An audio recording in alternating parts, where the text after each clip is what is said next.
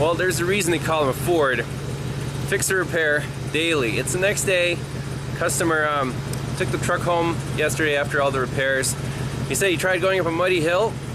It's still in two-wheel drive. He said that now the indicator lights work, the transfer case shifts, but there's no power to the front wheels. There's another component to the system, and that would be the front axle vacuum actuated lock.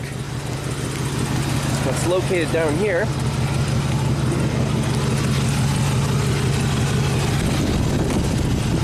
So here's the vacuum actuator, and when position is out like this, the axle is free. You can spin the wheel and the drive shaft is not turned. If you push the actuator in and spin the wheel, it goes in all the way, and now see the drive shaft turns with the wheel. Okay? And that's free. So this is vacuum activated. The two hoses, a red and a blue. And let's go up here. There are two vacuum solenoids that are activated by the GEM. So one of them is to pull the actuator, the freewheel. The other one is to lock the axle in, depending on if you're two-wheel drive or four-wheel drive. So this is the one with the red air hose. That's the one to free up the axle. And this one is to put into four-wheel drive. So I have the bottom hose, the air vacuum supply connected, and then to the top I just have my vacuum gauge.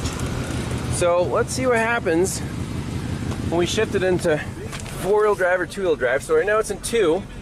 So we expect in two-wheel drive that solenoid, the one that locks in the axle, should not be activated. No vacuum.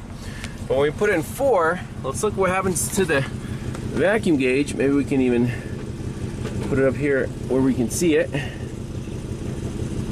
How about that? And four high, boom. And then off, boom. Instant response, and it vents to no vacuum. Again, 4, 2. So that one works great. Now the second solenoid should work in reverse. The same experiment. Keep the supply on there and hook this up to the top. Okay.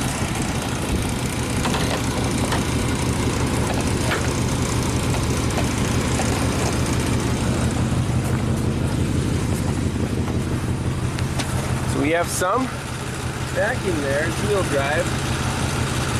Yes, four-wheel drive.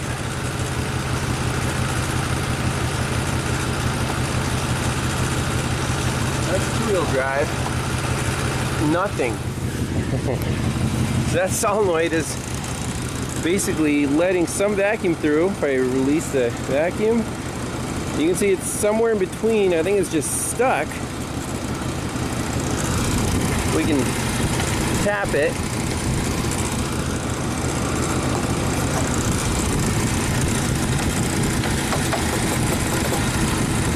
No.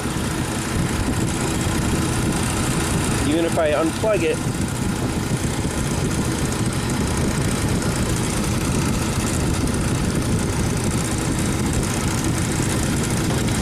there's no change in the activation of that solenoid. So we can take it off, try to clean it or see what's going on with it, manually energize it, make sure the control, clicks it on and off.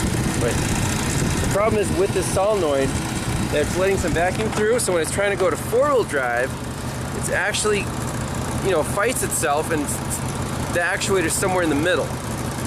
It's supposed to be either full vacuum on one and none of the other, or reverse. In this case, one of the solenoids is just not really doing anything, and it's letting some vacuum through, so the other one can't do its job, lock in the axle. So first thing we want to do is an electrical check of the plug that goes to the suspected bad solenoid. Just a test light. And we don't expect any problems here because the module didn't set any codes for that solenoid. But in two-wheel drive, we should expect the test light to light up.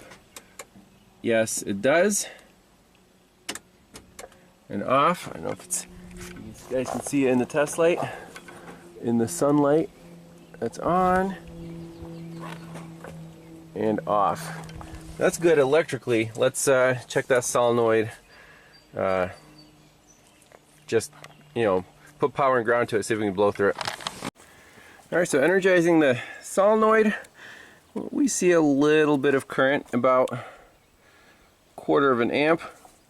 It does not click, and if you try to blow through it, nothing changes.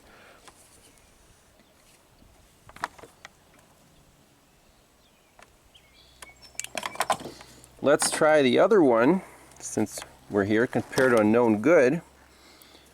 We'll just move our leads over. The second solenoid is very different in its activity. First of all, when we energize it, it actually clicks. The current is about the same, about 0.2 amps. If you blow through it,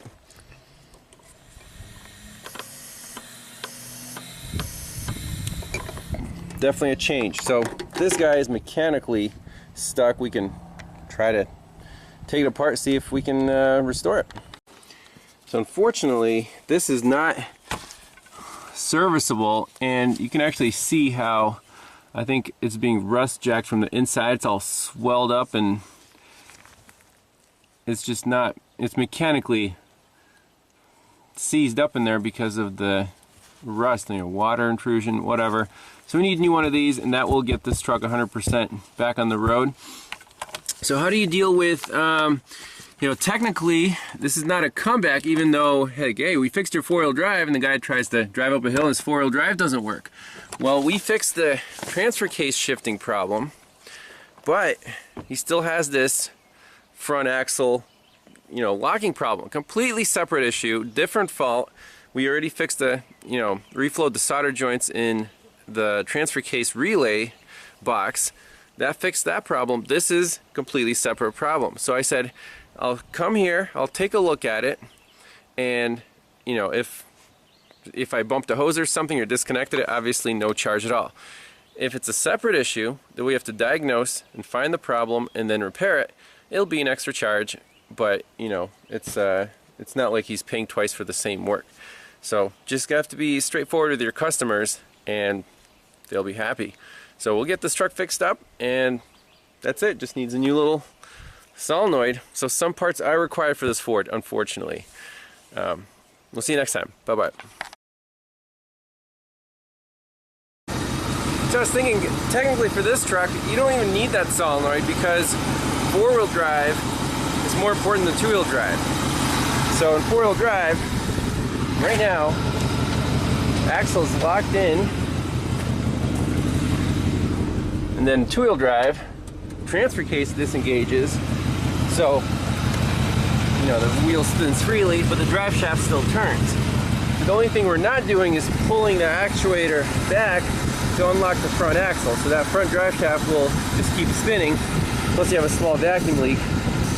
But I don't think we need to replace that solenoid at all. I mean, screw it. Or just plug this hole, and we don't really need it.